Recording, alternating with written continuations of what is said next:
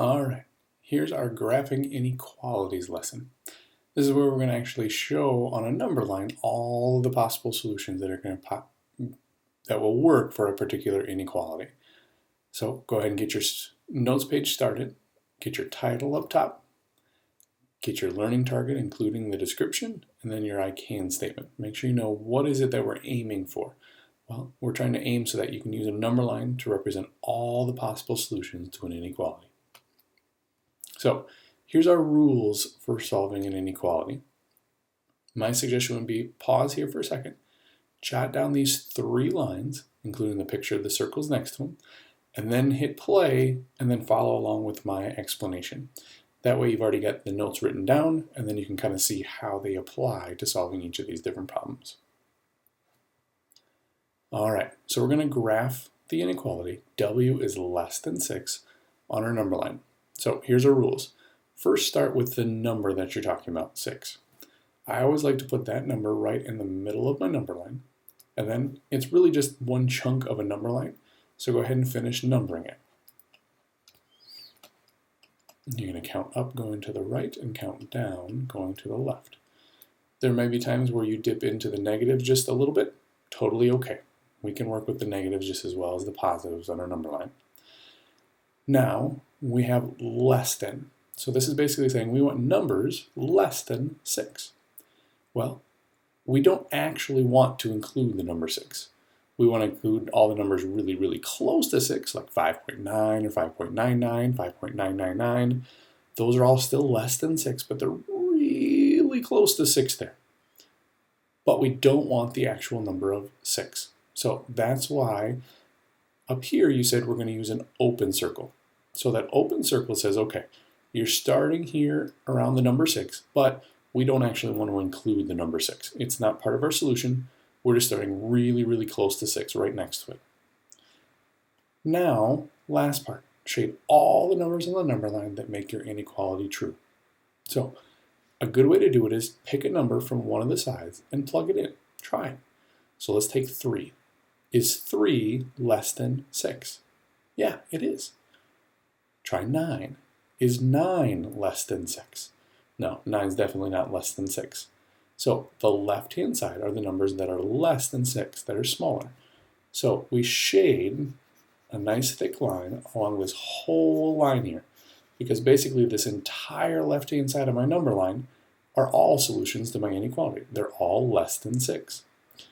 And then we're going to make a nice big arrowhead at the end. We're going to shade this part in as well, because we want to remind ourselves, while we only drew part of a number line, technically that number line continues on and on forever, down to the negatives, into the negative 1 millions, 1 billion. It goes on and on and on forever as we go to the left there. All of those numbers out there, even the ones we didn't write, are all solutions to our inequality. So by putting that arrowhead on there, we're kind of saying, okay, all the ones we've shown plus all the numbers to the left on our number line. So let's try a couple together. Let's see if we can kind of get the hang of this. So this one says 13 is greater than or equal to y. So start with our number 13. I'm going to put that right in the middle of my number line, and then I'm going to number it going each direction. My rule of thumb is give me at least 3 numbers on either side of your main number in the middle. Anything less than that and you're just not really taking much time on it. We want 13 is greater than or equal to y. Well, we want it greater than y, or it's okay to be equal to it. Or sorry, we want greater than 13 or equal to 13. That means I'm okay having the number 13 in my problem. So I'm going to use a closed circle, because that means I want to start by 13, but I'm also okay with including the number 13 because of that or equals to part. Now, here's where we got to decide what side of the line are we going to shade in. 13 is greater than or equal to y.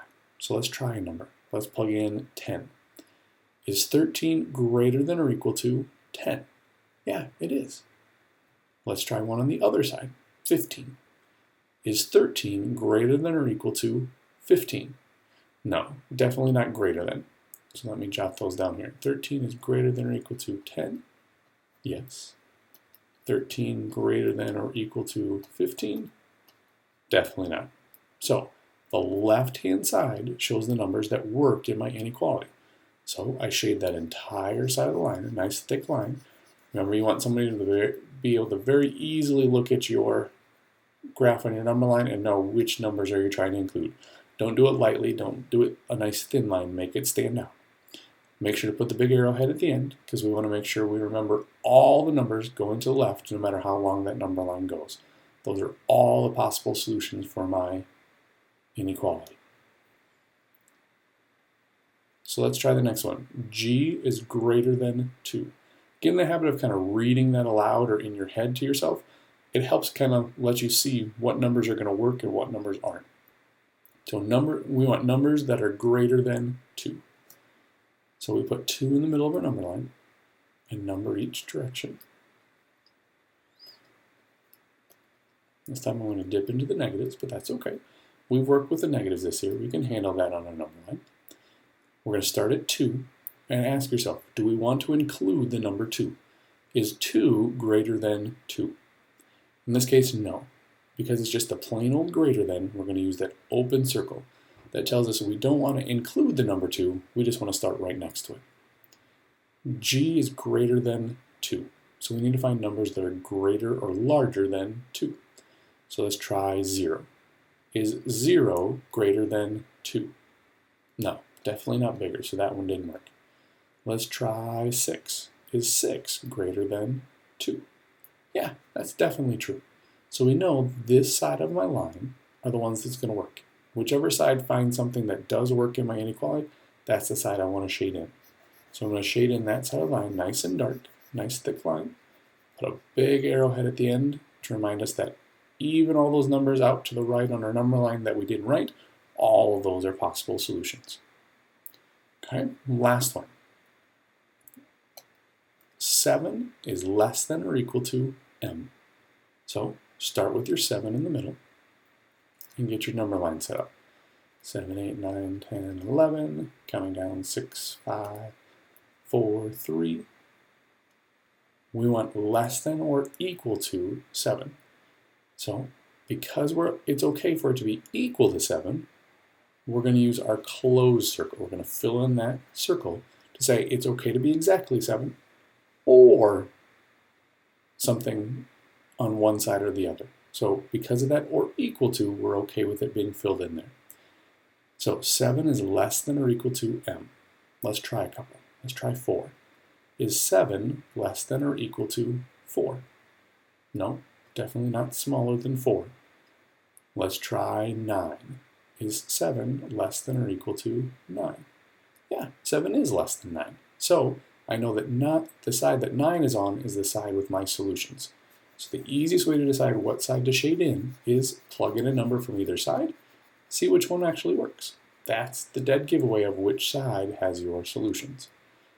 Shade in nice dark line, put my arrowhead at the end, that way I know it's all those numbers continuing out to the right on my number line. So that's how we graph our numbers on a number line. We start with our number in the middle, decide if we want an open or closed circle.